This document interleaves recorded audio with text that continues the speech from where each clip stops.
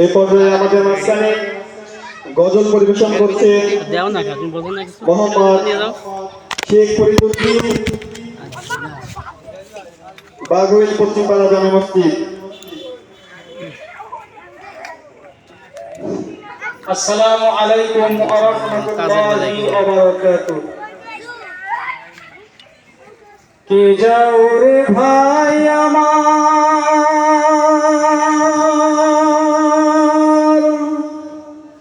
কবরের পাশ দিয়া, বড় মুসিবতে আছি কইও আমার বাড়িতে যাইয়া। কে যাও রে ভাই আমার কবরের পাশ দিয়া, বড় মুসিবতে আছি কইও আমার বাড়িতে যাইয়া।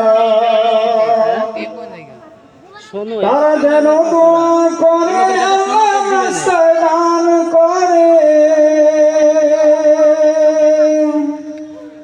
তারা যেন দোয়া করে রাস্তায় দান করে, সে সওয়াব পাবো আমি কবরে বসিয়া। বড়ই মুসিবতে আছি কইও আমার বাড়িতে যাইয়া। কে যাও রে ভাই আমার কবরের পাশ দিয়া, বড়ই মুসিবতে আছি কইও আমার বাড়িতে যাইয়া। কত যুগ যুগ ধরে শুয়ে আছি এই কবরে, কত যুগ যুগ ধরে শুয়ে আছি এই কবরে। অন্তর পুরে যায় দেখিতে মনে চায়, কত যুগ যুগ ধরে শুয়ে আছে এই কবরে।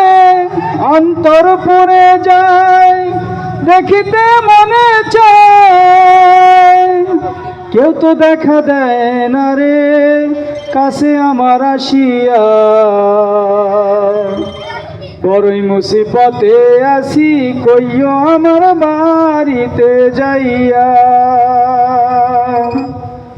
কে যাও রে ভাই আমার কবরের পাশ দিয়া, বড়ই মুসিবতে আছি কইও আমার বাড়িতে যাইয়া। ভয়াবহ কঠিন আযাব এই কবরের ভিতরে, বাঁচার কোনো উপায় নাই রে শত চেষ্টা করে। ভয়াবহ কঠিন আযাব এই কবরের ভিতরে, বাঁচার কোনো উপায় নাই রে শত চেষ্টা করে। পিপাসায় প্রাণ যায় ছটপট করেই হয়, পানি পানি করে জীবন আমার যেতে চায় চলিয়া। বড়ই মুসিবতে আছি কইও আমার বাড়িতে যাইয়া। কে যাও রে ভাই আমার কবরের পাশ দিয়া, বড়ই মুসিবতে আছি কইও আমার বাড়িতে যাইয়া। বিষাক্ত সাপগুলি দংশন করতে থাকে, চিৎকার দিয়ে কাঁদি শোনে না কোন লোকে। বিষাক্ত সাপগুলি দংশন করতে থাকে, চিৎকার দিয়ে কাঁদি শোনে না কোন লোকে, ভয়াবহ কবর দেশ আযাবের নাই শেষ। কে যাও আমার পাশে দিয়া হাসিয়া হাসিয়া, বড়ই মুসিবতে আসি কইও আমার বাড়িতে যাইয়া। কে যাও রে ভাই আমার কবরের পাশ দিয়া, বড়ই মুসিবতে আসি কইও আমার বাড়িতে যাইয়া। দুপাশের মাটি এসে চাপে দেয় কবরে, এক পাঁজর ঢুকে পড়ে আর এক পাঁজরের ভিতরে। দুপাশের মাটি এসে চাপে দেয় কবরে, এক পাঁজর ঢুকে পড়ে আর এক পাঁজরের ভিতরে। আযাবের পর আযাব চলে, দাউ দাউ আগুন জ্বলে, কবর জীবনটা আমার গেল মার্কা দিয়া। বড়ই মুসিবতে আসি কইও আমার বাড়িতে যাইয়া। কে যাও রে ভাই আমার কবরের পাশ দিয়া, বড়ই মুসিবতে আসি কইও আমার বাড়িতে যাইয়া। বড়ই মুসিবতে আসি কইও আমার বাড়িতে যাইয়া। আসসালামু আলাইকুম ওয়া রাহমাতুল্লাহ।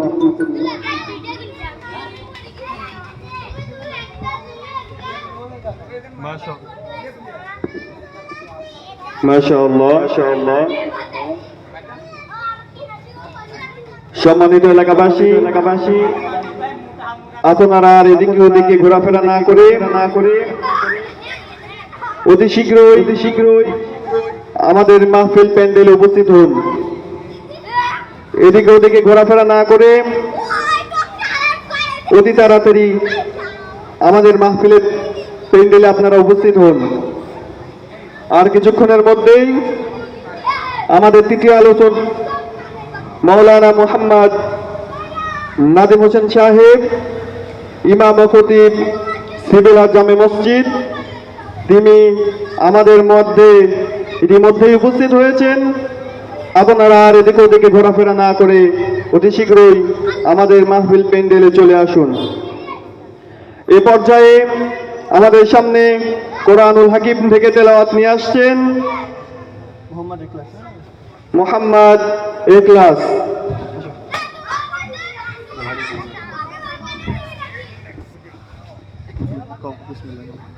السلام عليكم ورحمة الله. أعوذ بالله من الشيطان الرجيم. بسم الله الرحمن الرحيم. يا أيها الذين آمنوا لا تلهكم أموالكم ولا أولادكم عن ذكر الله ومن يفعل ذلك فأولئك هم الخاسرون. وأنفقوا مما رزقناكم من قبل أن يأتي أحدكم الموت فيقول رب لولا أخرتني إلى أجل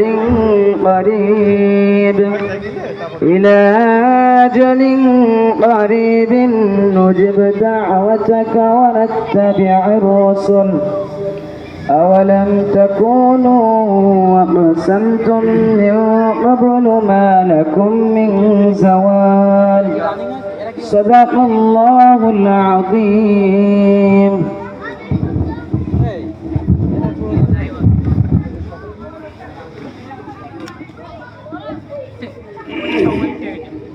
আলহামদুলিল্লাহ, বাঘইল কাদিপাড়া জান্নাতুল বাকি জামে মসজিদের উন্নয়ন কল্পে দ্বিতীয় বার্ষিক ওয়াজ ও দোয়ার মাহফিলের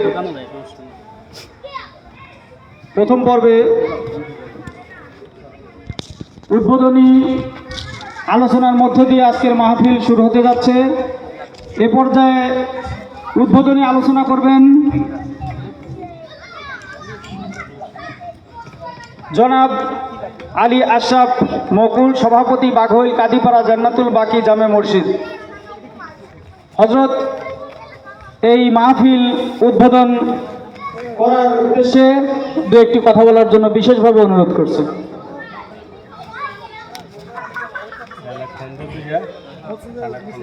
মহিলাদের একবারে ব্যবস্থা আছে, আসতে পারেন।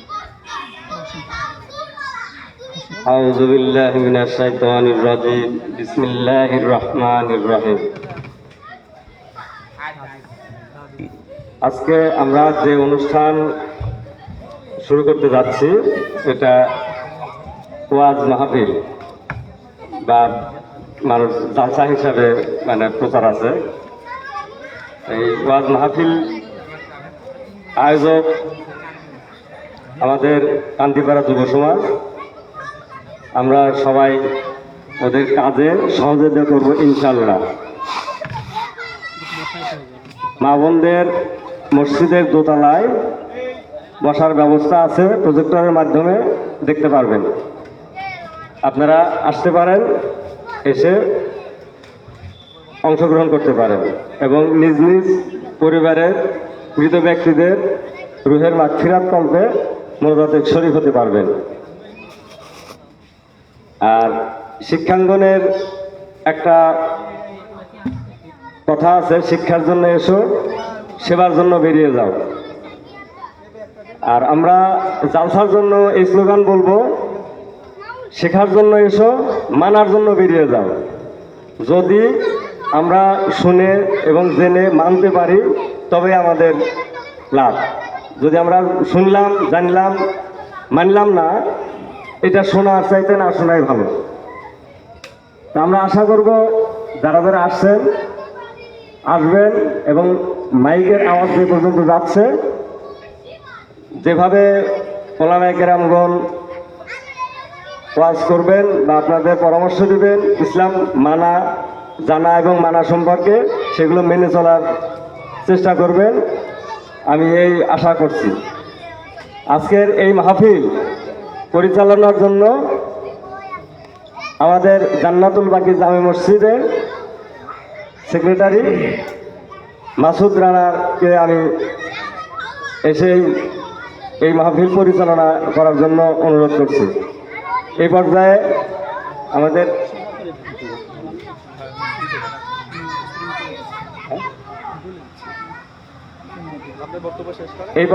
আমাদের তৃতীয় বক্তা আলোচনা শুরু করবেন। আমি এই বলে আমার কথা শেষ করছি। আসসালামু আলাইকুম ওয়া রাহমাতুল্লাহ।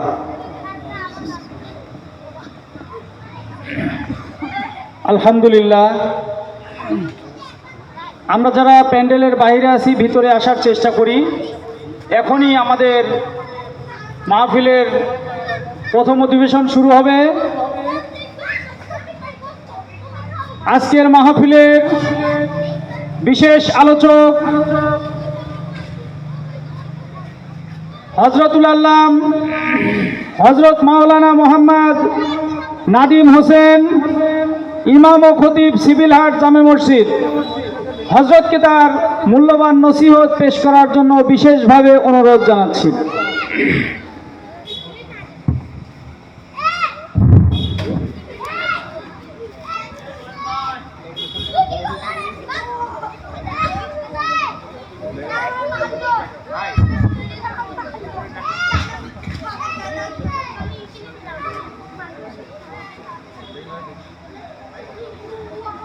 السلام عليكم ورحمة الله وبركاته.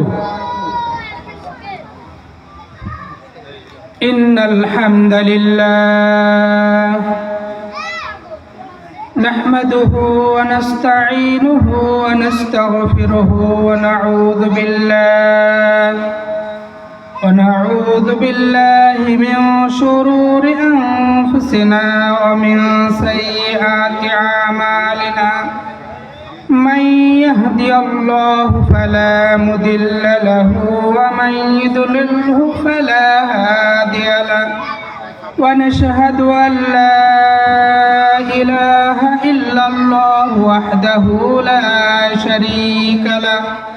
ونشهد أن محمدًا عبده ورسوله. أما بعد فأعوذ بالله من الشيطان الرجيم. بسم الله الرحمن الرحيم.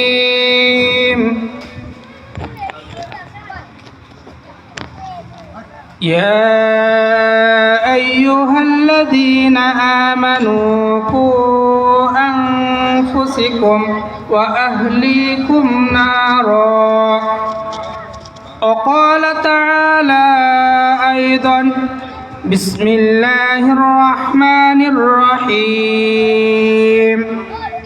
والعصر إن الإنسان لفي خسر إلا الذين آمنوا وعملوا الصالحات وتواصوا بالحق وتواصوا بالصبر.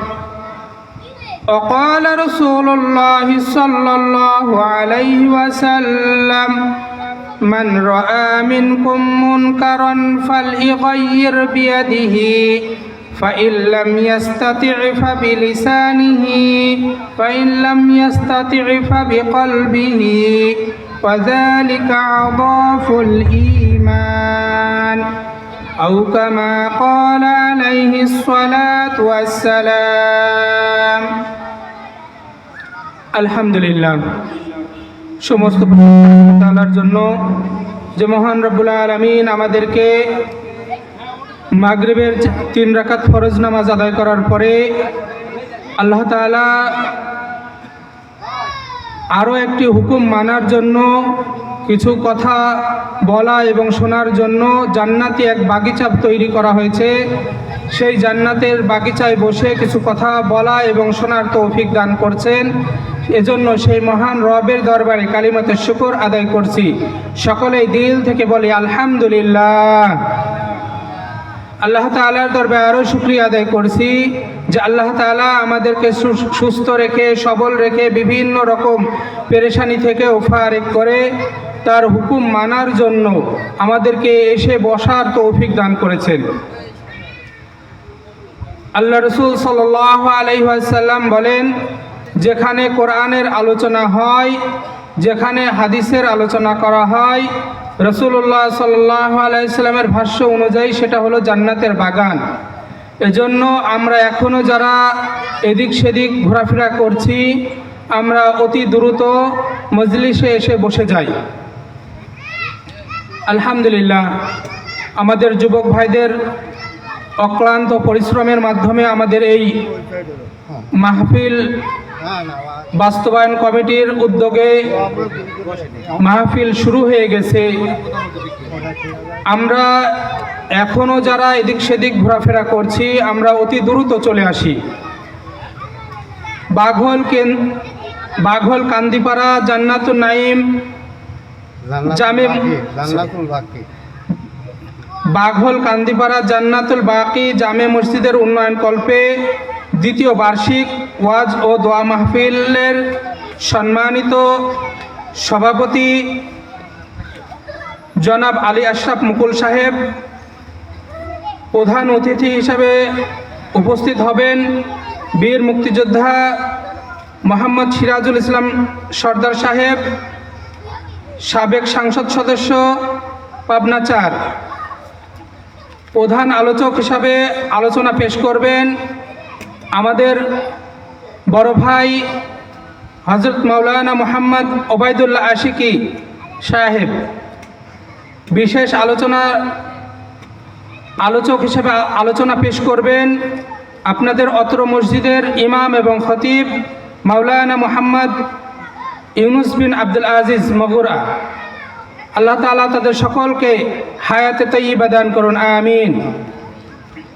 আলহামদুলিল্লাহ, আমরা আলোচনার ভিতরে প্রবেশ করছি। আসলে আমরা গতানুগতিক যেই ওয়াজ মাহফিলগুলো শুনি দেখি,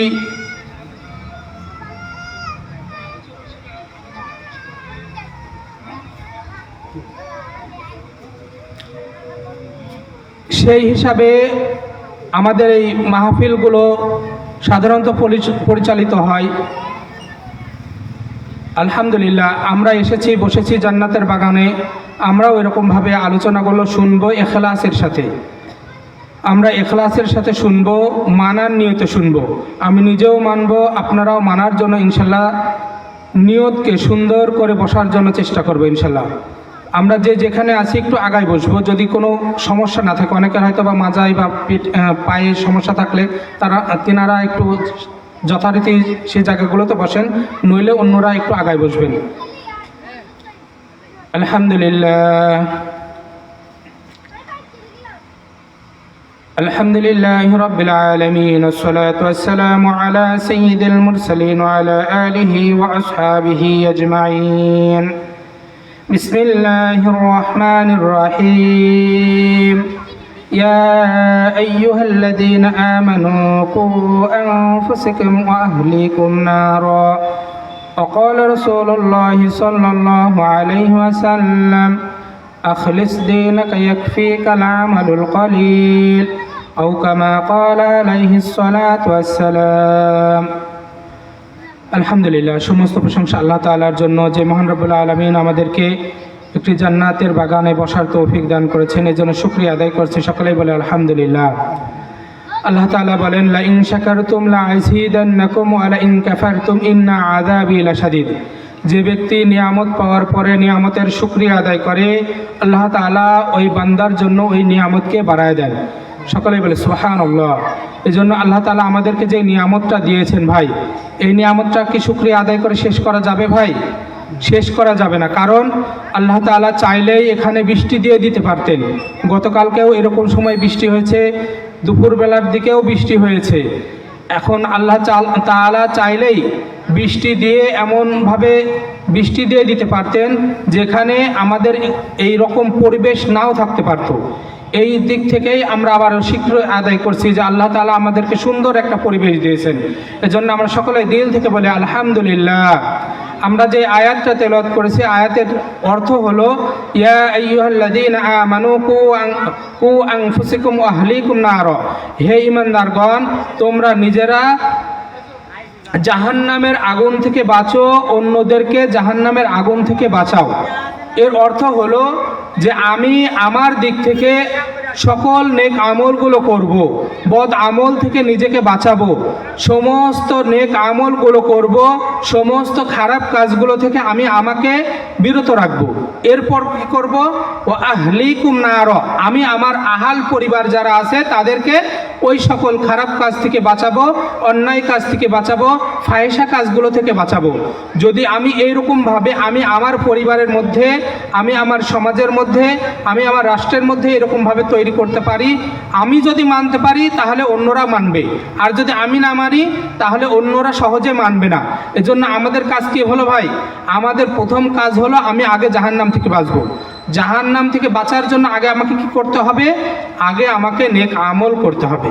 এজন্য রাসূলুল্লাহ সাল্লাল্লাহু আলাইহি সাল্লাম বলছেন, আখলিস দীনাকা ইয়াকফিকাল আমালুল কলিল। অল্প আমলই নাজাতের জন্য যথেষ্ট হবে যদি ইখলাসের সাথে হয়, আল্লাহ তাআলার রেজাবন্দি হাসিল করার জন্য হয়, আল্লাহ তাআলার সান্নিধ্য অর্জন করার জন্য যদি হয়, তাহলে আমরা যদি অল্প মানুষও যদি হই, অল্প আমলও যদি করি, তবুও আল্লাহ তাআলা আমাদের এই আমলগুলোর ওপর রাজি এবং খুশি হয়ে যাবেন। এজন্য আমরা অনেকেই হয়তোবা মনে করছি আমাদের প্যান্ডেলের সামনে অল্প কিছু মানুষ আছে, আমরা হয়তোবা কামিয়াব হইতে পারি নাই। না ভাই, অনেক মানুষ আছে, অনেক মানে শ্রোতার সামনে আছে, এই শ্রোতার সামনে রেখে যদি ওই কথাগুলো যদি আমার এবং আপনার যদি আমলে না আসে, যদি কথাগুলো যদি আমি আমার দিল থেকে যদি না শুনি, সেই অনুযায়ী যদি আমল না করি, তো তাহলে আমার ওই কথা দ্বারা, এই মাজলিস দ্বারা, এই মাহফিল দ্বারা কোনো লাভ হবে না। এজন্য রাসূলুল্লাহ সাল্লাল্লাহু আলাইহি সাল্লাম বুখারী শরীফের প্রথম হাদিসের মধ্যেই বলছেন, প্রথম খণ্ডের প্রথম হাদিসে বলছেন যে ইন্নামাল আমালু বিন্নিয়াত, প্রত্যেকটা কাজ নিয়তের উপর নির্ভরশীল। ওয়া ইন্নামার হাদিসটার এবারতটা এরকম হলো যে যদি সে ব্যক্তি নিয়ত করে যদি ভালো কাজগুলো করে তো ভালো কাজের ফলাফল পাবে, আর যদি ভালো কাজ না করে অন্য কাজের জন্য অন্য কোনো উদ্দেশ্য যদি যায়, তবু সেই ওই ভালো কাজ যদি করে থাকে তো ওই ভালো কাজের সঙ্গে ওই অন্য কাজটাও সফলতা অর্জন করবে। তো এজন্য আমাদেরকে খেয়াল করতে হবে, আমরা যতটুকু শুনবো, যতটুকু বলবো, এটা ইখলাসের সাথে বলবো, আল্লাহ তাআলাকে রাজি এবং খুশি করার উদ্দেশ্য বলবো। এখন আসেন আমরা আলোচনার মধ্যে প্রবেশ করি। আল্লাহ তাআলা নিজে বলছেন, জাহরাল ফাসাদু বিল বাররি ওয়াল বাহরি বিমা কাসাবাত আইদিন নাস। আমরা অনেক সময় অনেক রকম বিপদের মধ্যে থাকি, বিপদের মধ্যে পড়ে যাই, বিভিন্ন রোগ শোক আমাদেরকে পাকড়াও করে থাকেন। এই সকল অনেক আমলের কারণে, অনেক খারাপির কারণে আমরা আমাদের বিপদের মধ্যে পড়ে যাই। এজন্য আল্লাহ তাআলা নিজে বলছেন, জাহরাল ফাসাদু বিল বাররি ওয়াল বাহরি বিমা কাসাবাত আইদিন নাস। সূরা রোমের 41 নম্বর আয়াতের মধ্যে বলছেন, মানুষ যা করে, মানুষ দুনিয়ার বুকে যা করে তা আল্লাহ তাআলা তাদের ফাসাদু বিল বাররি ওয়াল বাহরি বিমা কাসাবাত আইদিন নাস, জলে এবং স্থলে যা কিছু করে এটা তাদের ফাসাদের জন্যই হয়ে থাকে। এজন্য আমাদেরকে খেয়াল করতে হবে, আমরা যা কিছু দেখছি, আমাদের উপর বিপদ আসছে, অভাব অনটন আসছে, আমাকে নির্যাতন করছে, নিপীড়ন করছে, আমাকে বিভিন্ন দিক থেকে হুমকি ধামকি দিচ্ছে, এই সমস্ত কিছু আমি আমার হাতের কামাইয়ের কারণে করছি, আমি আমার হাতের আমলের কারণে পাচ্ছি। এজন্য আমাদেরকে খেয়াল করতে হবে, আমাদেরকে সরল পথে আসতে হবে, আমাদেরকে সহজ সরল সঠিক পথে আসতে হবে। আল্লাহ তাআলা সূরা ফাতিহার মধ্যে নিজেই বলছেন যে ইহদিনাস সিরাতাল মুস্তাকিম সিরাতাল লাযীনা আন'আমতা আলাইহিম। আমরা নিজেরা সূরা ফাতিহা প্রত্যেক দিন নামাজের মধ্যে পড়ি না ভাই? আমরা প্রত্যেক দিন সূরা ফাতিহা নামাজের মধ্যে কমসে কম সর্বনিম্ন 20 বার পড়েই থাকি, সর্বনিম্ন।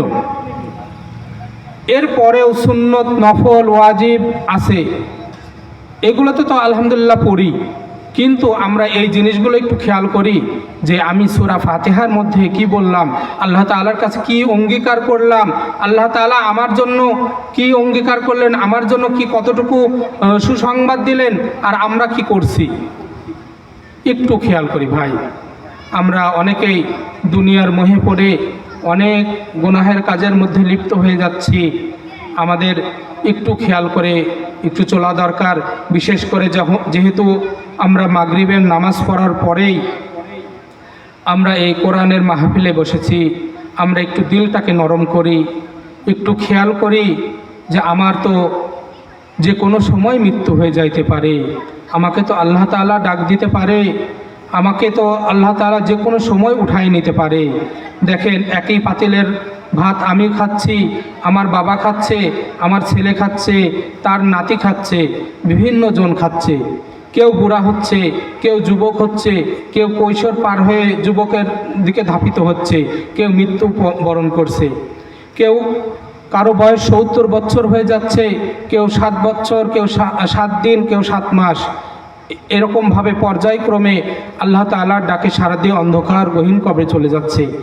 আমার আপনার কি যাইতে হবে না ভাই? আমার আপনার সকলকেই যাইতে হবে, আমরাও ওই পথের পথিক, আমাদেরকেও যাইতে হবে। আল্লাহ তাআলা নিজে বলছেন, কুল্লু নাফসিন যায়িকাতুল মাউত সুম্মা ইলাইনা তুরজাউন, প্রত্যেকটা আত্মাকেই মৃত্যুর স্বাদ গ্রহণ করতে হবে। আমি আপনি সকলেই ওই পথের যাত্রী, আমাকে আপনাকে সকলকেই যাইতে হবে। যেহেতু যাইতে হবে, আমাকে এই জিনিসটা খেয়াল করতে হবে যে না, আমি আমাকে শুধরাই, আমি আমাকে পরিবর্তন করি, আমি আমার দাম্ভিকতা দেখিয়ে, আমি আমার ক্ষমতা দেখিয়ে, আমি আমার বংশমর্যাদা দেখিয়ে, আমি আমার টাকা পয়সার গরম দেখিয়ে আমি যে সমাজের মধ্যে চলছি, অন্যের হক নষ্ট করছি, অন্য মানুষের ওপর অন্যায় করছি, এর কি বিচার হবে না? এর কি খেয়াল আমাকে আল্লাহ তাআলার সামনে কি কাঠগড়ায় দাঁড়াইতে হবে না? অবশ্যই আমাকে আল্লাহ তাআলার কাঠগড়ায় দাঁড়াইতে হবে। এজন্য ভাই, আমরা যে যা করি না কেন আল্লাহ তাআলা দেখেন। আল্লাহ তাআলা আমাকে আপনাকে সকলকে উপলব্ধি করার মতো জ্ঞান দিয়েছেন, আমাকে আল্লাহ তাআলা শ্রবণের শক্তি দিয়েছেন। এজন্য আমার আল্লাহ তাআলা আমাকে বিবেক বুদ্ধি দিয়েছেন।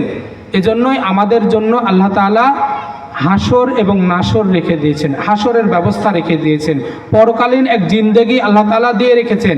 আর এই জিন্দেগির জন্যই আমরা এই দুনিয়ার বুকে এসেছি। আমি আজকে জুমার আলোচনাতেও একটা উদাহরণ দিয়েছিলাম।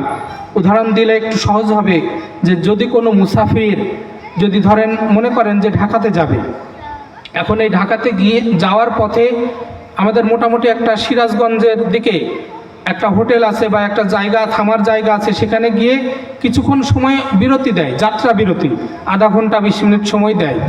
এই যাত্রা বিরতির সময় যদি আমরা মনে করি যে না, আমরা এই সময় পেশাব পায়খানা সারবো না বা হাজত সারবো না, একটু নাস্তা পানি বা একটু খানা পিনা সারবো না, তাহলে আমাকে কি করতে হবে ভাই?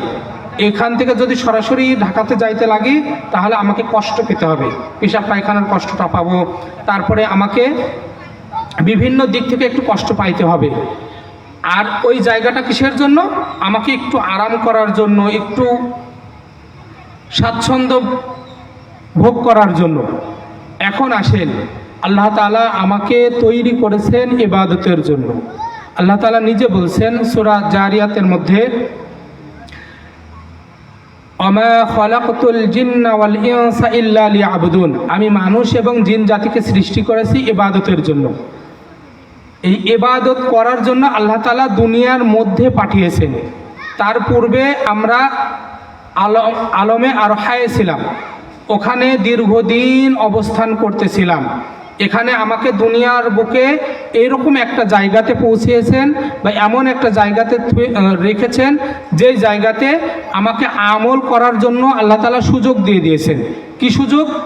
যেই সুযোগটা হলো আমি নামাজ পড়বো, রোজা রাখবো, ইবাদত বন্দি করব, হজ পালন করব, যাকাত দিব, মিথ্যা কথা বলবো না, খারাপ কাজ করব না, এরকম বিভিন্ন যে কাজগুলো আছে, যত আল্লাহ তাআলার হুকুম আহকামগুলো আছে, সমস্ত হুকুম আহকামগুলো পালন করার জন্য আল্লাহ তাআলা এই দুনিয়ার বুকে আমাদেরকে পাঠালেন। আর এরপরে কি করছেন? আল্লাহ তাআলা আমাদের এই ইহ জগৎ থেকে উঠায় নিয়ে, আল্লাহ তাআলার হুকুম শেষ হয়ে গেলে পরজগতে আমাদের এই দুনিয়ার জিন্দেগিতে কতটুকু ভালো কাজ করেছি, কতটুকু খারাপ কাজ করেছি, কি নেক আমল করেছি, এই সমস্ত নেক আমলগুলো আমার সামনে আল্লাহ তাআলা পেশ করবেন, যে তুমি এই ভালো কাজগুলো করেছিলে, এই খারাপ কাজগুলো করেছিলে, তুমি কতটুকু ভালো কাজ করেছো, কতটুকু খারাপ কাজ করেছো, এই দেখো, এই নাও তোমার ফলাফল। এখন আমি যদি ভালো কাজগুলো দুনিয়ার জিন্দেগিতে করে যাই, তাহলে ভালো ফলাফল পাবো। এজন্য আল্লাহ তাআলা আমাদের জন্য জান্নাত নামক সুন্দর একটা আবাসস্থল তৈরি করে রেখেছে। এই আবাসস্থল পাওয়ার জন্যই কিন্তু আমরা এই দুনিয়ার বুকে আসছি, তাই না ভাই? আমরা এখানে আসছি কিসের জন্য? জান্নাত লাভের জন্য না? অবশ্যই জান্নাত লাভের জন্য।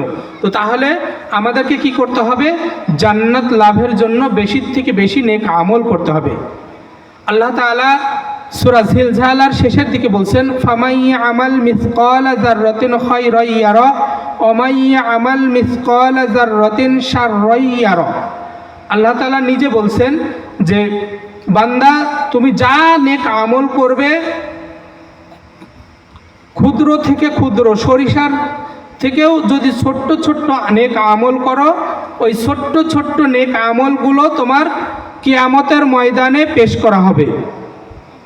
আর যদি বদ আমল করো, খারাপ কাজ করো, মিথ্যা কথা বলো, জেনা করো, ব্যভিচার করো, অন্যায় করো, অন্যের হক নষ্ট করো, আল ঠেলো, সমস্ত কিছুর জন্য আল্লাহ তাআলা তোমাকে দেখাই দিবেন যে এই তুমি খারাপ কাজগুলো করেছো।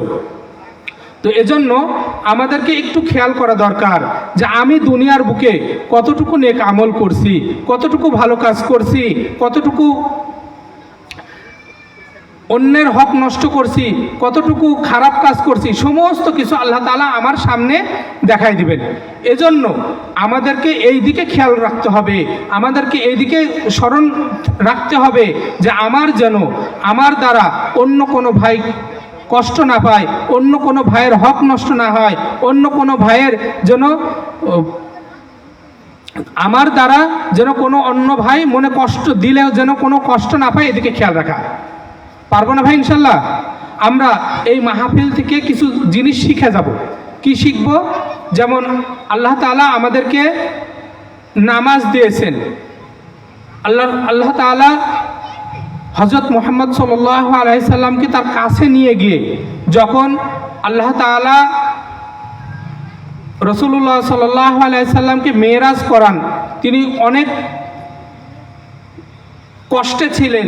তিনার বাবা মারা গেছেন, তার মা মারা গেছেন, এরপরে তায়েফবাসী তাকে পাথর মেরেছেন, বিভিন্ন দিকের বিভিন্ন রকম কষ্টের কারণে আল্লাহ তাআলা রাসূলুল্লাহ সাল্লাল্লাহু আলাইহি সাল্লামকে তার কাছে নিয়ে গিয়ে নামাজ উপঢৌকন দিলেন। দেননি ভাই? নামাজ উপঢৌকন দিলেন। এই নামাজের মাধ্যমেই আল্লাহ তাআলা বলছেন যে প্রত্যেকটা বান্দা আমার সঙ্গে মেরাজ করতে পারবে। রাসূলুল্লাহ সাল্লাল্লাহু আলাইহি সাল্লাম আবদার করেছিলেন যে হে আল্লাহ তাআলা, আমাকে তো আপনি আপনার কাছে নিয়ে এসে আমার বোনের দুঃখ কষ্ট বেদনা দূর করে দিলেন। আমি যেই কষ্ট পেতেছিলাম এই কষ্ট তো আমার দিল থেকে বাহির করে দিলেন, কিন্তু আমার উম্মতরা কিভাবে তাদের মনের বা দিলের কষ্টটা বাহির করতে পারবে? তখন আল্লাহ তাআলা নিজে বলেছিলেন যে আমার যখন এই হুকুমগুলো যখন পালন করবে, 5 ওয়াক্ত নামাজ যখন জামাতের সাথে পড়বে, আল্লাহ তাআলাকে যখন সেজদা করবে, আল্লাহ তাআলার কুদরতে পায়ে সেজদা করার মতো হবে। সুবহানাল্লাহ। তো এজন্য যদি কোনো ব্যক্তি 5 ওয়াক্ত নামাজ পড়ে তো আল্লাহ তাআলার সঙ্গে মেরাজের মতো সে সাক্ষাৎ করতে পারবে। সুবহানাল্লাহ। তো এজন্য আমরা সকলেই 5 ওয়াক্ত নামাজ পড়ব, আর কেউ নামাজ ছাড়বো না। কিসের জন্য ছাড়বো না? আল্লাহ তাআলা, আল্লাহ রাসূল সাল্লাল্লাহু আলাইহি সাল্লাম বলছেন যে মান তারাকা সালাতান ফাকাদ কাফার, যে ব্যক্তি ইচ্ছাকৃতভাবে নামাজকে ছেড়ে দিল সে যেন কাফের হয়ে গেল। এজন্য ভাই, দোস্ত বুজুর্গ, আসলে আমার জীবনের সর্বপ্রথম মাহফিল, দাওয়াতি মেহমান হিসাবে আমি আজকে জীবনের প্রথমে মাইকের সামনে বসেছি, আপনাদের সামনে বসেছি। আমার জন্য দোয়া করবেন। আসলে দোয়া চাওয়ার জন্যই মূলত আসা। তো আমার জন্য দোয়া করবেন। আমি ভাঙা ভাঙা কিছু কথা বলছি, যদিও হয়তো বা সুর নাই, সুর দিয়ে কথা বলবো না। আপনাদের দ্বিতীয় যিনি বক্তা আছেন, তৃতীয় বক্তা, প্রধান মেহমান যিনি আছেন, তিনারা সুর দিয়ে কথা বলবেন বা কোরআন হাদিসের আলোকে সুন্দর সুন্দর করে কথা বলবেন। আমি আসলে মূলত এসেছি আপনাদের কাছে দোয়া চাওয়ার জন্য, যে যেন আল্লাহ তাআলা আমাকে দিনের জন্য কবুল করেন। আমার মুখ থেকে যেই কথাগুলো বাহির হয় সেই কথাগুলো যেন কোরআন এবং হাদিসের আলোকে যেন বাহির হয়, এজন্য দোয়া করবেন। যেই কথা বলতেছিলাম যে আল্লাহ তাআলা আমাদেরকে সৃষ্টি করেছেন ইবাদতের জন্য। আমাদের কাজ হলো ইবাদত করা। আমরা যদি ইবাদত করতে পারি তাহলেই আমরা সফল কাম হইতে পারবো। যদি ইবাদত না করতে পারিস তাহলে সফল কাম হইতে পারবো না। আল্লাহ তাআলা আমাদেরকে তখন লাঞ্ছিত, অপমানিত করে জাহান্নামের গর্তের মধ্যে দিয়ে দিবেন। আমরা কেউই চাই না যে আল্লাহ তাআলা আমাদেরকে জাহান্নামের আগুনে পোড়াক। এজন্য ভাই, আমরা একটু দিলটাকে নরম করে একটু খেয়াল করি যে আমাদের সকলকেই কবরের জগতে যাইতে হবে, আমাদের সকলকেই মৃত্যুবরণ করতে হবে। আল্লাহ তাআলা নিজে বলছেন কুল্লু নাফসিন যায়িকাতুল মাউত সুম্মা ইলাইনা তুরজাউন, প্রত্যেকটা আত্মাকেই মৃত্যু স্বাদ গ্রহণ করতে হবে। আমরা কবের পথের যাত্রী, আমাদেরকে যাইতে হবে। এখন আপনারা একটু খেয়াল করেন, আমরা এখানে যারা উপস্থিত আছি একটু খেয়াল করি যে আমার যদি এখন মৃত্যু হয়ে যায়, আমার সামনে কি কি কাজগুলো করবে। আমাকে সঙ্গে সঙ্গে যদি আমি এখানে যদি মারা যাই, আমাকে সঙ্গে সঙ্গে স্টেজ থেকে নিচে নামাই দিবে। বা আমি যদি খাটে শোয়া থাকি, আমাকে সঙ্গে সঙ্গে 2জন 4জন ধরে আমাকে বারান্দার বাইরে নিয়ে আসবে, সুন্দর করে আমাকে গোসলের জন্য ব্যবস্থা করার জন্য চেষ্টা করবে। কেউ কাফন আনতে যাবে, কেউ বাঁশ কাটতে যাবে, কেউ আতর গোলাপ আনতে যাবে, কেউ সুরমা আনতে যাবে। এক একজন এক এক কাজে ব্যস্ত হয়ে যাবে। মসজিদের মাইকিং করতে থাকবে যে অমুক পাড়ার অমুক ব্যক্তি, অমুকের ছেলে অমুক মারা গেছে, অমুক সময় মারা গেছে, অমুক সময় জানাজা হয়ে যাবে। তো এইরকম হলো আমাদের জিন্দেগি ভাই। এজন্য আমাদের সকলের দিলটাকে একটু নরম করি, আল্লাহ তাআলার দিকে মুতাওয়াজ্জি হই যে না, আমাকেও মরতে হবে, আমাকেও কবরে যাইতে হবে, আমাকে এজন্য বেশির থেকে বেশি ইস্তেগফার করতে হবে। এজন্য আমরা সর্বপ্রথম এখন আগে ইস্তেগফার করব। সকলেই পড়ি আস্তাগফিরুল্লাহ রাব্বি মিন কুল্লি যামবি ওয়া আতুবু ইলাইহি লা হাওলা ওয়ালা কুওয়াতা ইল্লা বিল্লাহিল আলিয়্যিল আযীম। আমরা তওবা করি যে হে আল্লাহ তাআলা, আমরা তওবা করছি, আমরা তওবা করছি, আমরা তওবা করছি। আমার চলাফেরায় উঠা বসায় যত গুনাহ হয়েছে, শুরু থেকে শেষ পর্যন্ত যত গুনাহ হয়েছে, সকল কিছু থেকে তওবা করছি। জানা অজানা, শিরকি বিদাতি, জেনে বুঝে না জেনে সকল কিছু থেকে তওবা করছি। হে আল্লাহ তাআলা, আমাকে মাফ করে দেন, আমাকে মাফ করে দেন, আমাকে মাফ করে দেন। এবার দেখেন, যেহেতু মাগরিব পরে আমরা আলোচনা শুরু করেছি, আমাদের প্রয়োজন ছিল কিছু তাসবিহ তাহলিল করা, কিছু জিকির আজগার করা। আসলে আমাদের মুসলমানদের জিন্দেগিটা হবে, সমস্ত জিন্দেগিটা হবে আমলের মাধ্যমে। যদি আমরা আমল করতে পারি তাহলে আমরা সফল কাম হইতে পারবো। আমাদেরকে ইবাদতের জন্যই পাঠিয়েছে, গোলামি করার জন্যই পাঠিয়েছে। যদি গোলামি করি তাহলে আমরা সফল কাম, যদি গোলামি না করি তাহলে আমরা ব্যর্থতার দিকে চলে যাব। এজন্য আমাদের সকলকে 5 ওয়াক্ত নামাজ জামাতের সাথে পড়তে হবে, নফল ইবাদত বন্দিগুলো করতে হবে। আমরা অনেকেই মনে করি যে 5 ওয়াক্ত নামাজ পড়েছি আর সুন্নত পড়া লাগবে না, নফল পড়া লাগবে না, জিকির আজগারগুলো করা লাগবে না। না ভাই, আমরা যদি জিকির আজগারগুলো না করি তাহলে আমাদের এই আমলগুলো পরিপূর্ণ হবে না। রাসূলুল্লাহ সাল্লাল্লাহু আলাইহি সাল্লামের একটা হাদিস মনে পড়ে গেল। রাসূলুল্লাহ সাল্লাল্লাহু আলাইহি সাল্লাম বলছেন যে তোমরা যখন তোমাদের যখন হাসরের ময়দানে হিসাব নেওয়া শুরু হবে, তখন ফরজের নামাজের সর্বপ্রথম হিসাব নেওয়া শুরু হবে। যখন সমস্ত ফরজ নামাজের হিসাব নেওয়া শুরু হবে, এর ভিতরে কিছু ত্রুটি বিচ্যুতি দেখা যাবে, যে হয়তোবা মনোযোগ সহকারে নামাজটা হয়নি। কিন্তু আল্লাহ তাআলা নিজে বলছেন যে قد أفلح المؤمنون الذين هم في صلاتهم خاشعون। আল্লাহ তাআলা বলছেন যে তোমরা খুজুর সহিত নামাজ পড়ো। আল্লাযীনা হুম ফি সলাতিহিম খাশিউন, তোমরা খুজুর সহিত নামাজ পড়ো, আন্তরিকতার সহিত নামাজ পড়ো, বিনয়িতার সহিত নামাজ পড়ো। কিন্তু আমরা কি করছি? আমরা নামাজ পড়ি, নামাজের মধ্যে দোকানের হিসাব চলে আসে, নামাজ পড়ি ব্যবসার হিসাব চলে আসে, নামাজ পড়ি ক্ষেত খামারের হিসাব চলে আসে, নামাজ পড়ি আমার বিবি বলেছে যে আমাকে এই এই জিনিসগুলো নিয়ে আসতে হবে, আমাকে এই এই কাজগুলো করতে হবে। সমস্ত কিছু হিসাব নিকাশ আমার নামাজের মধ্যে চলে আসে।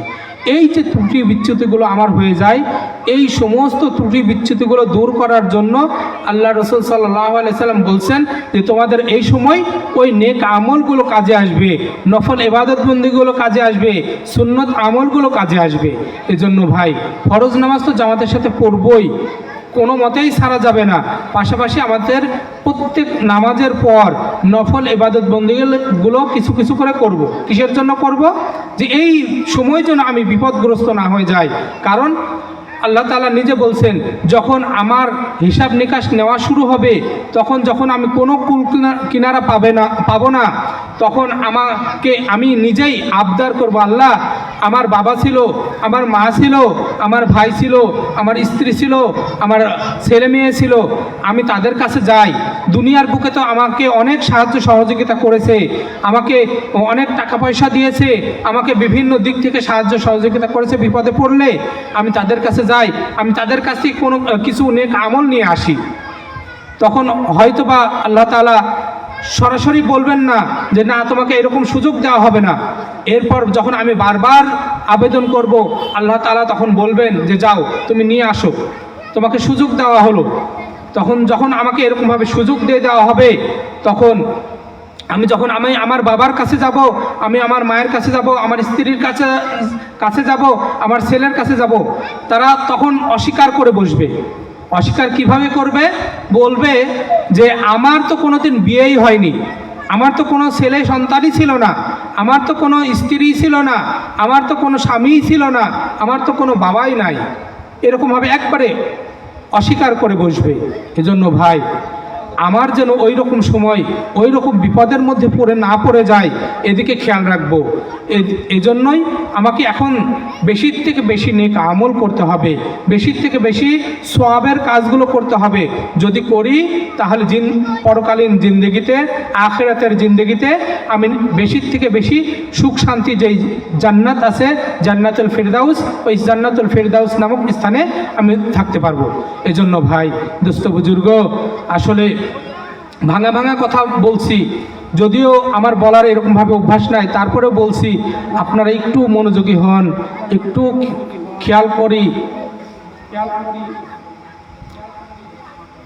আমরা একটু খেয়াল করে বসি যে না, আমার একটু কিছু নেক আমলের কথা বলি, যে আমরা প্রত্যেক দিন একটা জিনিস খেয়াল করব। রাসূলুল্লাহ সাল্লাল্লাহু আলাইহি সাল্লামের অভ্যাস ছিল, যে অভ্যাস ছিল রাসূলুল্লাহ রিপিট করার কোনো সমস্যা নেই, দ্বিতীয়বার যখন রিপিট করছে তখন সমস্যা হয়। তো আমরা একটা জিনিস খেয়াল করি, রাসূলুল্লাহ সাল্লাল্লাহু আলাইহি সাল্লাম 5 ওয়াক্ত নামাজের পরেই কিছু নেক আমল করতেন। এই নেক আমলগুলো আমি আমার আমলের মধ্যে নিয়ে আসি। প্রত্যেক দিন যে নেক আমলগুলো করব, এই নেক আমলেরগুলোর দিকে খেয়াল করব, যে আমি 5 ওয়াক্ত নামাজ পড়ব, সালাম ফিরাবো, সালাম ফিরানোর পরেই সর্বপ্রথম আল্লাহু আকবার বলবো। আল্লাহু আকবার বলার পরে কি করব? আমরা আল্লাহু আকবার বলার পরে আস্তাগফিরুল্লাহ আস্তাগফিরুল্লাহ আস্তাগফিরুল্লাহ পড়ব। কিসের জন্য পড়ব? যেভাবে নামাজ পড়া দরকার ছিল, যে আঙ্গিকে নামাজ পড়া দরকার ছিল, যেভাবে খুশুর সহিত নামাজ পড়া দরকার ছিল, পড়তে পারি না ভাই। পারছি ভাই? আমরা পারি না ভাই। একটু কথা বলবো, আমরা সেই মনোযোগ দিয়ে পড়তে পারি নাই। সুন্দরভাবে তেলাওয়াত করা দরকার ছিল, করতে পারি নাই। সুন্দরভাবে রুকু সেজদা করা দরকার ছিল, করতে পারি নাই। আর সুন্দরভাবে সেজদা করা দরকার ছিল, করতে পারি নাই। বিনয়ের সঙ্গে দাঁড়ানোর দরকার ছিল, দাঁড়াইতে পারি নাই। এই যে আমার ত্রুটি বিচ্যুতি হয়ে গেছে, এই ত্রুটি বিচ্যুতিগুলো দূর করার জন্য আমি সর্বপ্রথম আল্লাহ তাআলার প্রশংসা করছি, আল্লাহ মহান। এরপরে আমি ইস্তেগফার পড়ছি যে আল্লাহ, আমি ক্ষমা প্রার্থী। যেভাবে নামাজ পড়া দরকার ছিল করতে পারি নাই, যেভাবে দাঁড়ানো দরকার ছিল দাঁড়াইতে পারি নাই, যেভাবে বিনয়ের সঙ্গে দাঁড়ানো দরকার ছিল পারি নাই, খুশুর সহিত নামাজ পড়া দরকার ছিল করতে পারি নাই। আমার ভুল ত্রুটি আমি মেনে নিচ্ছি, আল্লাহ তুমি এরকমভাবে কবুল করো। এজন্যই ইস্তেগফার পড়া। এরপরে আল্লাহ রসুল সাল্লাল্লাহু আলাইহি সাল্লামের অভ্যাস ছিল, রাসূলুল্লাহ সাল্লাল্লাহু আলাইহি সাল্লাম আয়াতুল কুরসি পড়তেন। সূরা বাকারার অর্থাৎ 3 নম্বর পারার প্রথম মিডলের দিকে এই আয়াতটা আসছে, আল্লাহু লা ইলাহা ইল্লা হুয়াল হাইয়ুল কাইয়্যুম লা তা'খুযুহু সিনাতুন ওয়া লা নাওম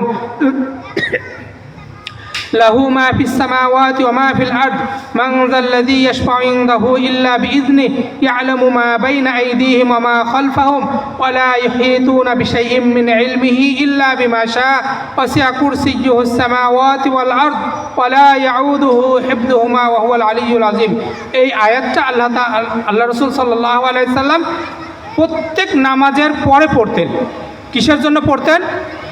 আল্লাহুম্মা সাল্লি আলা সাইয়্যিদিনা মুহাম্মাদ ওয়া আলা আলি মুহাম্মাদ কামা সাল্লাইতা আলা ইব্রাহিম ওয়া আলা আলি ইব্রাহিম ইন্নাকা হামিদুম মাজিদ। আল্লাহুম্মা বারিক আলা মুহাম্মাদ ওয়া আলা আলি মুহাম্মাদ কামা বারাকতা আলা ইব্রাহিম ওয়া আলা আলি ইব্রাহিম ইন্নাকা হামিদুম মাজিদ। আমরা সকলে দর্শক আল্লাহুম্মা সাল্লি আলা সাইয়্যিদিনা মুহাম্মাদ ওয়া আলা আলি মুহাম্মাদ কামা সাল্লাইতা আলা ইব্রাহিম ওয়া আলা আলি ইব্রাহিম ইন্নাকা হামিদুম মাজিদ اللهم بارك على محمد وعلى آل محمد كما باركت على إبراهيم وعلى آل إبراهيم إنك حميد مجيد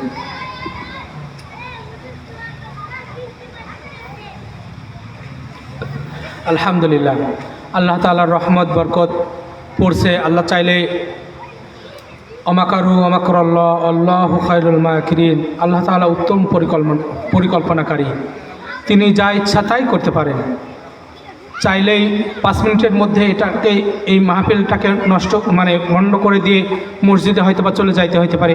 আল্লাহ তাআলার ফায়সালা যেটা ভালো হয় সেটাই করবেন ইনশাল্লাহ। আমরা আল্লাহ তাআলার উপর দৃঢ় বিশ্বাস রাখি যে ইনশাল্লাহ আমাদের এই মাহফিল চলবে ইনশাল্লাহ। তো যে কথা বলতেছিলাম, রাসূলুল্লাহ সাল্লাল্লাহু আলাইহি সাল্লামের অভ্যাস ছিল প্রত্যেক নামাজের পরে আয়াতুল কুরসি পড়তেন।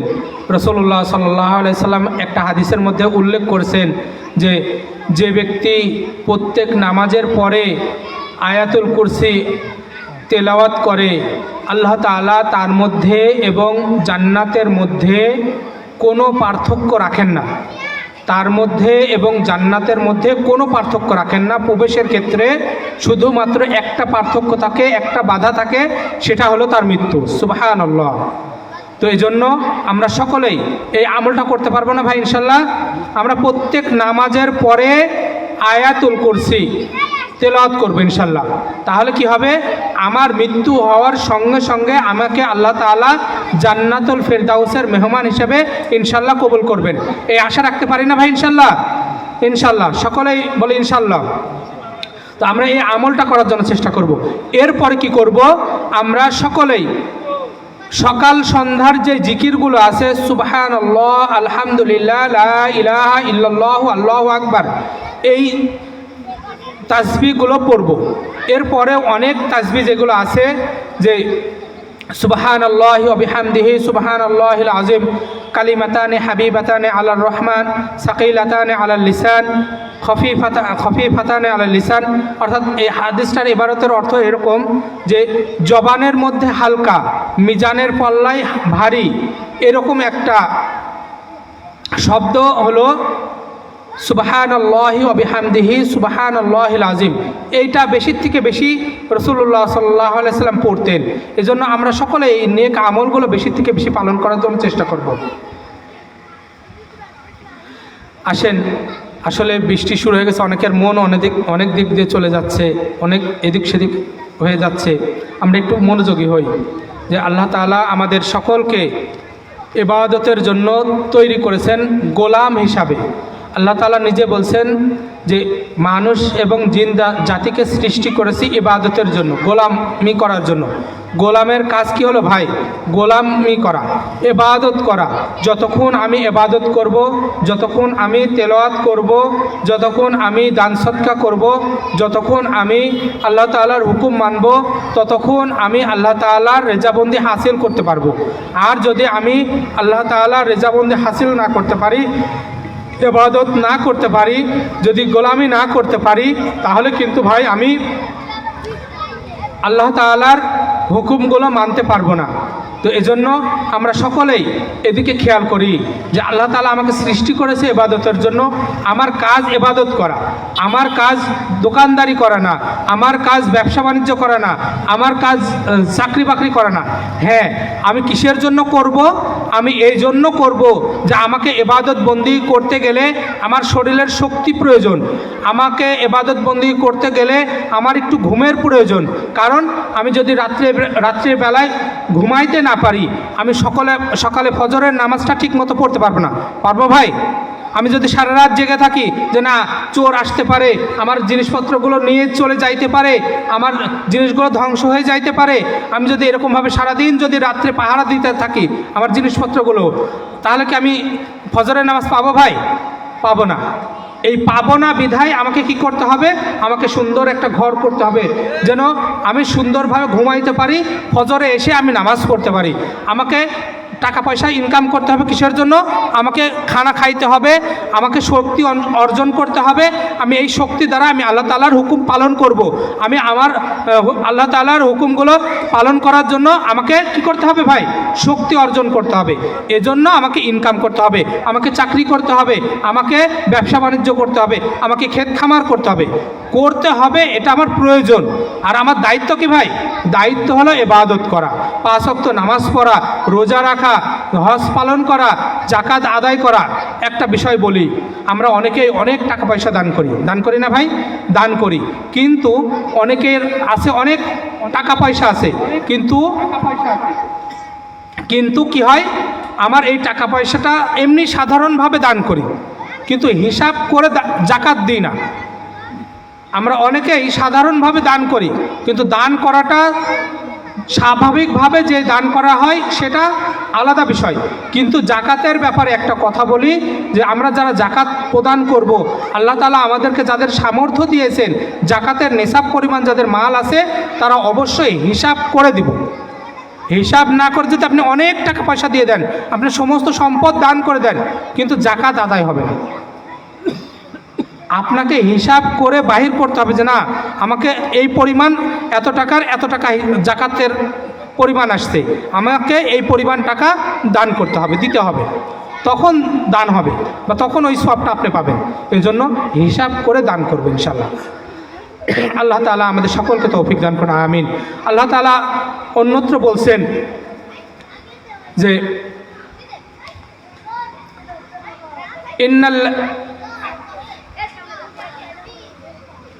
বাবুরা কথা বলুন।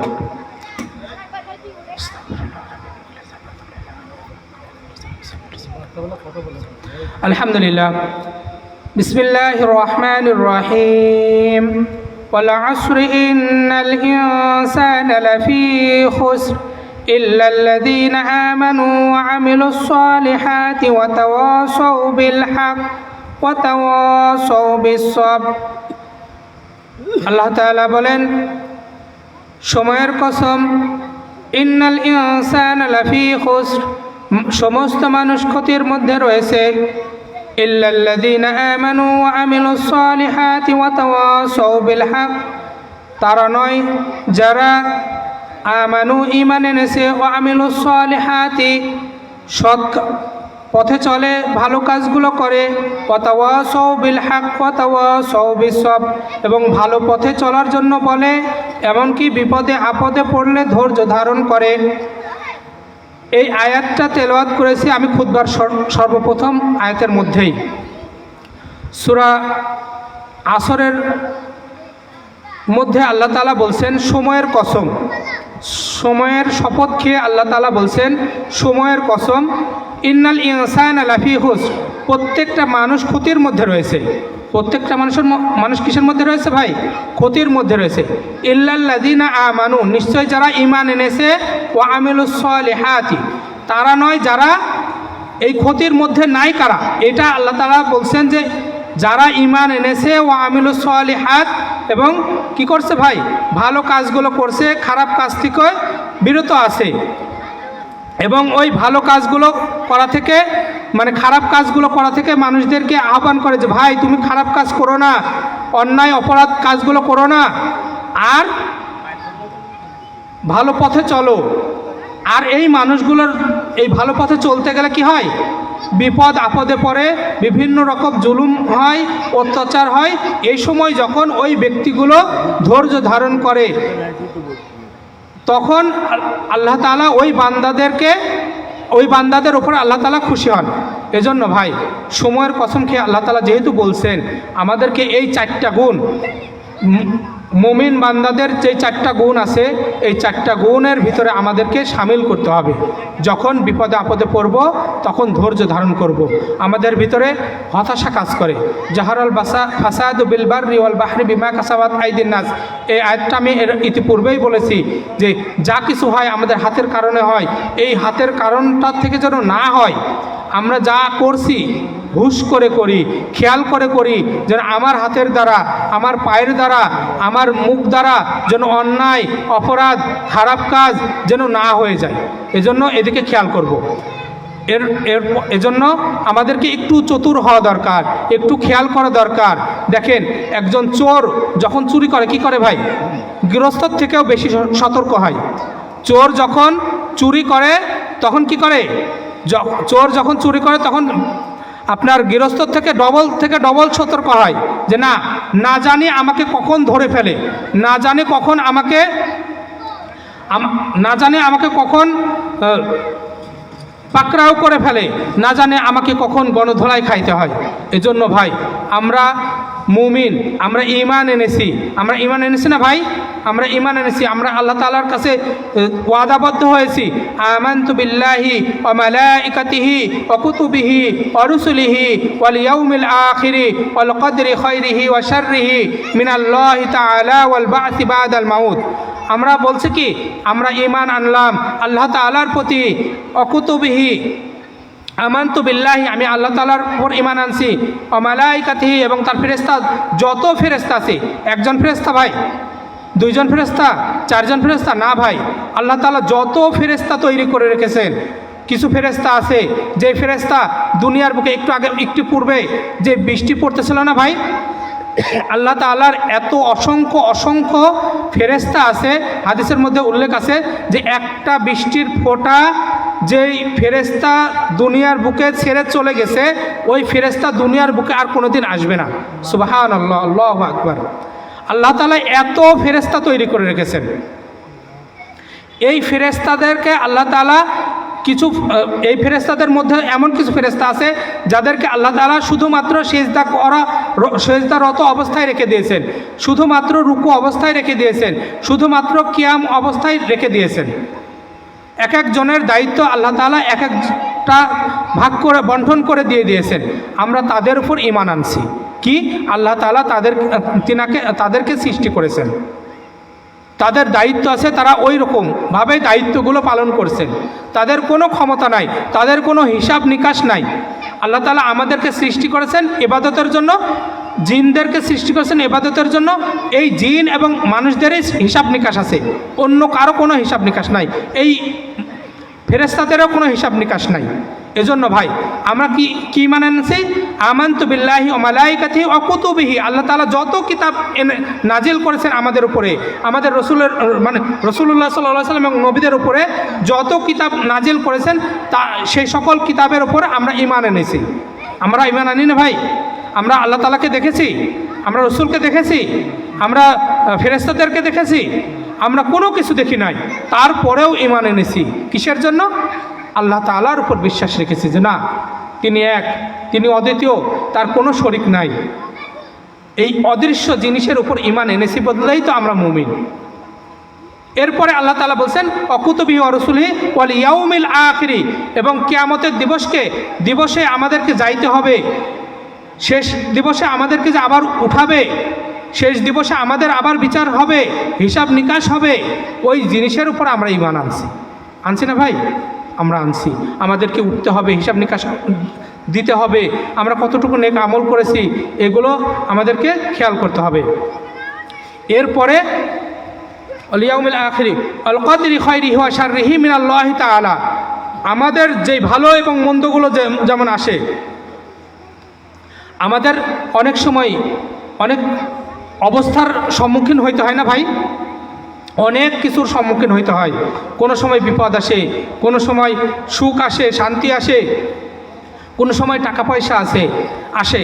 বিভিন্ন সময় যে বিভিন্ন হালতগুলো আমার সামনে আসছে, এই ভালো এবং মন্দ দুইটার উপরেই আমাকে আল্লাহ তাআলার উপর বিশ্বাস রাখতে হবে যে না, যা কিছু হয় আল্লাহ তাআলার থেকে হয়, অন্য কারো পক্ষ থেকে হয় না। আমার উপর কোনো বিপদ আপদ আসছে, এটার উপরে ধৈর্য ধারণ করতে হবে। হ্যাঁ, আল্লাহ তাআলা আমাকে হয়তো বা পরীক্ষা নিচ্ছেন, আল্লাহ বান্দা ধৈর্য ধারণ করতে পারে কিনা। সূরা আসরের মধ্যে বলছে না, ওয়াতাওয়াসাউ বিল হক ওয়াতাওয়াসাউ বিসসবর, বিপদে আপদে পড়লে কি মুমিন বান্দা কি করবে ভাই? ধৈর্য ধারণ করবে। যখনই বিপদ আসবে তখনই ধৈর্য ধারণ করতে হবে। তো এই যে যখনই বিপদ আসবে তখনই ধৈর্য ধারণ করে। ওয়াল ইয়াউমিল আখিরি ওয়াল কদরি খাইরিহি ওয়া শাররিহি মিনাল্লাহি তাআলা ওয়াল বা'সি বাদাল মাউত, আবার পুনরায় আমাকে যে উত্থাপন করা হবে, উঠানোর পরে আমার হিসাব নিকাশ নেওয়া হবে, এই সমস্ত হিসাব নিকাশের জন্য আমাকে আপনাকে সকলকেই প্রস্তুতি নিতে হবে। এজন্য ভাই আমার আপনার এই প্রস্তুতিটা যেন সেরকমভাবে হয়, আমার আপনার প্রস্তুতিটা যেমন আখেরাতমুখী হয়, এজন্য আমাকে ইখলাসের সাথে আমল করতে হবে। যত কিছু শুনি না কেন, এখানে যে আমরা যে কয়জন আসি, এখন থেকে নিয়ত করে নিব, আমি যাওয়ার পর থেকে হয়তোবা দ্বিতীয় বক্তা ওঠার পর থেকে এই নিয়তটা করে নিব। কি করব? যে আমি যতটুকু সময় বসবো মনোযোগ সহকারে শুনব, মনোযোগ সহকারে শুনে আমল করার জন্য নিয়ত করে নিব। এইটা আমার যতদিন হায়াত আল্লাহ তাআলা দিয়েছেন, এই হায়াত থাকা পর্যন্ত আমি আমল করব। আপনি হাজার হাজার যদি মাহফিল শুনেন, যদি হাজার হাজার কিতাবাদি পড়েন, কিন্তু অনেক আমল করার নিয়ত করলেন না, আপনি আমল শুরু করলেন না, ওই আমল দ্বারা আপনার কোনো কিছু কাজে আসবে না। এজন্য আল্লাহ রসুল সাল্লাল্লাহু আলাইহি সাল্লাম বলছেন, আখলিস দীনাকা ইয়াকফিকাল আমালুল কলিল, অল্প আমলই নাজাতের জন্য যথেষ্ট হবে। যদি আমি আমার ওই আমলটা শুরু করি, যদি আমলটা ঠিক করি, আমি পূর্বেই একটা হাদিস বলেছি যে ইন্নামাল আমালু বিন্নিয়াত, প্রত্যেকটা কাজ নিয়তের উপর নির্ভরশীল। আপনি যদি এখন নিয়ত করে যদি বসেন, যদি নিয়ত করে নিয়ে শুনেন, তাহলে শয়তান ওয়াসওয়াসা দিতে পারবে না যে না ওখানে বাদাম বিক্রি করছে, আরেকটু পর গিয়ে বাদাম খাবো, আরেকটু পর গিয়ে বিভিন্ন জিনিসপত্র কিনবো। না ভাই, এই সুযোগ এক বছরের মধ্যে আর সহজে আসবে না, অন্তত এখানে আসবে না, হয়তোবা পার্শ্ববর্তী কোনো স্থানে হবে, কিন্তু এরকম সুযোগ আর এই জান্নাতি বাগান আর সহজে তৈরি হবে না। এজন্য নিয়ত করে নেই, নিয়ত ইখলাসের সাথে শুনি, নিয়ত করে নিয়ে শুনি যে না আমি আল্লাহ তাআলাকে রাজি এবং খুশি করার উদ্দেশ্যে শুনবো, আমল করার নিয়তে শুনবো, তাহলেই আল্লাহ তাআলা আমাদের এই বলা এবং শোনাটাকে কামিয়াবি দান করবেন, আমিন। বিশেষ করে আরেকটা কথা বলি যে আমরা অনেক কিছু শুনি, মোবাইলের যেই মেসেজগুলো আমরা পাই, বিশেষ করে বিভিন্ন জন ছোট ছোট ক্লিপ শুনি না ভাই, বিভিন্ন জনেরটা শুনি, কোনো দল মত হিসাবে না। আমি একটা কথা বলি, এই জিনিসটা একটু খেয়াল করবেন। আমরা বিভিন্ন বক্তারা যারা কথা বলে, তারা কিন্তু 2 মিনিট 3 মিনিটের কথা বলে না। কথা বলে ভাই, 2 মিনিট 3 মিনিট করে কথা বলে না, বলে 1 থেকে 1.5 ঘন্টা 2 ঘন্টা, ভালো ভালো যারা আছেন তারা 2 ঘন্টার মতো করে মানের কথা বলে। তো আমরা এই জিনিসটা নিয়ে অনেকেই বিতর্ক সৃষ্টি করি, বা একটা জিনিস শুনেই অমুক এই কথাটা বলেছে, ওনাকে ধুয়ে নামাই দিই, এরকম কিছু করা যাবে না ভাই। আমরা ইখলাসের সাথে শুনবো, হয়তো মুখ ফসকায় কোনো কিছু বলা হয়ে যেতে পারে, বলতে পারে, এই জিনিসগুলো একটু সংশোধনের নিয়তে শুনবো। বিশেষ করে আমরা একটা জিনিস খেয়াল করব যে আমি আমার ভুল ত্রুটিগুলো শুধরাই নেব, আপনি আপনার ভুল ত্রুটিগুলো শুধরাই নেন। আল মুমিনু মিরআতুল মুমিনিন, এক মুমিন আরেক মুমিনের আয়না স্বরূপ। এজন্য আমি আমার দিক থেকে, আপনি আপনার দিক থেকে ক্ষমা করা শিখি, মাফ করা শিখি, আর বিশেষ করে আল্লাহ তাআলার কাছে ক্ষমা চাওয়া শিখি, তাহলেই দেখবেন যে তো আজানের সময় হয়ে গেছে, কথা শেষ করবেন ইনশাল্লাহ। আমরা নিয়ত করে নিব যেন আল্লাহ তাআলা আমাদের সকলকে যেই কথাগুলো বলা এবং শোনার তৌফিক দান করলেন, আমল করার তৌফিক দান করেন, আমাকে সহ সকলকে আমল করার তৌফিক দান করেন। যেহেতু আমি প্রফেশনাল বক্তা না, ভাঙা কিছু কথা বলেছি, যদি কোনো ভুল ত্রুটি হয়ে যায় সকলের কাছে ক্ষমা চেয়ে বিদায় নিচ্ছি। আসসালামু আলাইকুম ওয়া রাহমাতুল্লাহি ওয়া বারাকাতুহু। এটা তো ভালো, এটা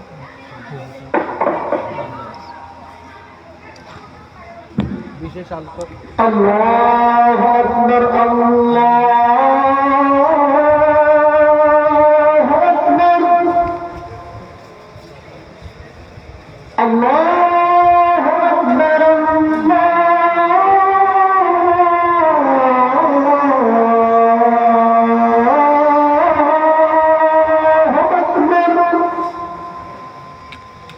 আশহাদু আল্লা